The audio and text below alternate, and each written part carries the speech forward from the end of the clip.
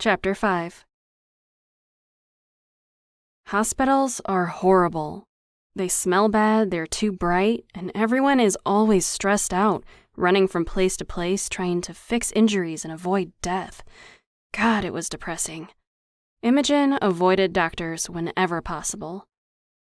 It was a tiny, little accident. She'd barely hit her head, and she was good enough to walk after.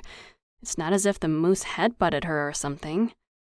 When she voiced that same thought to the doctor, he merely nodded and continued to examine her. Seriously, doctors were such drama queens. And why was that man with her?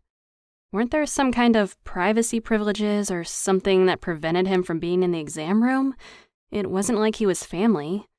But the taken nurses didn't even blink when he walked back with her, his hand on her lower back. It was like he expected her to try and escape or something. The doctor snapped his fingers to get her attention. "Rude, I can hear, you know," Imogen said. Dr. What's-His-Name simply smiled and said, "Considering I tried to get your attention without avail, young lady, I did wonder if you were hearing impaired. You have quite the concussion. Are your ears ringing?" Before she could stop herself, she blurted, "No, I was just ignoring you." The guffaw that came from the corner stopped as suddenly as it happened. Imogen whipped her head around, ready to make a retort, but Gabe was looking through his phone innocently. She stuck her tongue out at him anyway, since it made her feel better. The doctor continued. "Rest, take ibuprofen every 6 hours, and don't sleep more than 3 hours at a time. Do you have someone at home to keep watch?" "No, I'm from out of town. I came to help my aunt when she leaves rehabilitation, so it's just me and my dog." Imogen shrugged, and then had another thought. "Wait, where's my dog?" Gabe looked up from his phone. "She's with the nurses visiting sick kids. Dogs aren't normally allowed here, but I was able to get her access as a therapy dog. I knew you wouldn't want to be too far from her." Imogen softened. "Thank you.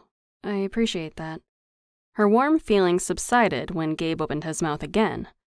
"I'll keep an eye on her, Doc. She can stay with me for the next day or two until she's cleared." The doctor nodded. "I'll leave her in your capable hands then, Gabe.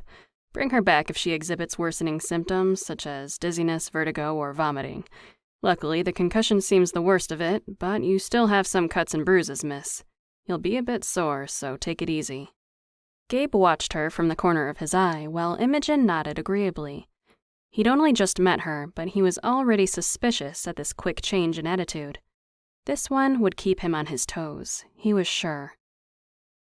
The moment the doctor left, Imogen swung toward him with fire in her eyes. He could almost imagine her fiery hair being hot to the touch. If her hair was scolding, her words were more so. "How dare you? I don't even know you. You could be some psycho rapist serial killer. You might have snowed my dog, but I'm on to you, buddy. There is no way I'm going to your place, wherever that is. I'll be just fine on my own. In fact, I'm better on my own. I don't need you, or anyone else for that matter." Imogen paused to catch her breath, another tirade about to come out of her mouth, when Gabe raised a hand. "I know you don't know me. Your aunt does, and you can ask anyone here in the hospital to vouch for me. I was born and raised here. I promise I've never murdered anyone, and I only kiss women who want me to." The last was said with another cheeky grin. "You think you are so charming, don't you? Sorry, but I'm not amused. I'm not looking for a kiss or anything else from you." Gabe nodded and tilted his head, asking, "Do you want to visit your aunt before we leave?" Surprised, Imogen blew out a breath. She was annoyed he could so easily dismiss her and change the subject, but damn it, she did want to see her aunt, take a bubble bath, and go to bed. She nodded and followed him out of the hospital room. Gabe wasn't sure, but he thought he heard her mutter, "Damn moose." Joe's niece was weird. The hospital was small as medical facilities went, but Imogen figured that, nestled as they were between two mountains, she was lucky they had one nearby.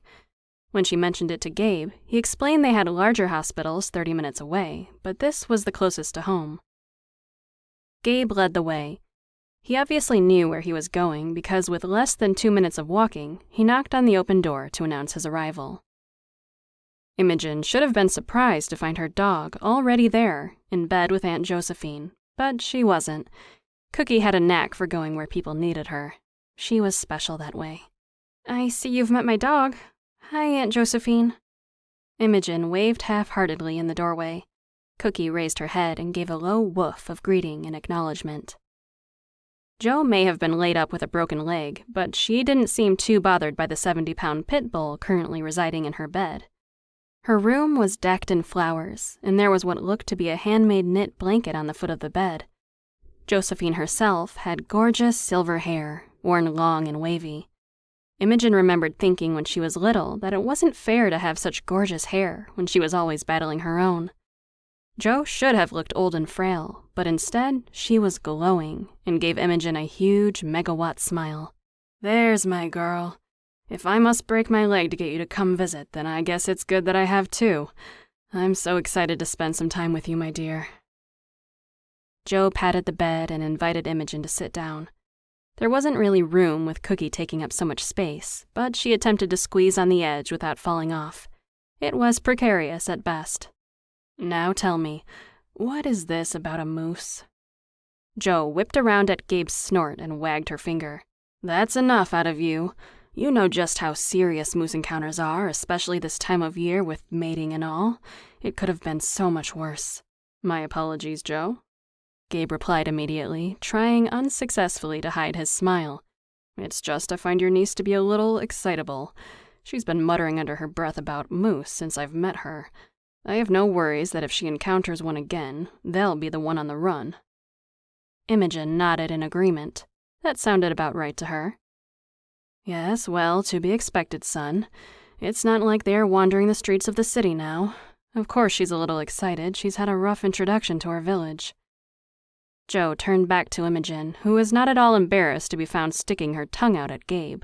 "So rough. No one at home will believe me when I tell them the story, and you can bet I'll be telling it to everyone." Jo chuckled, amused, and affectionately patted her niece's hand. "Now, Imogen, please go with Gabe and let him help you for the next day so I don't worry.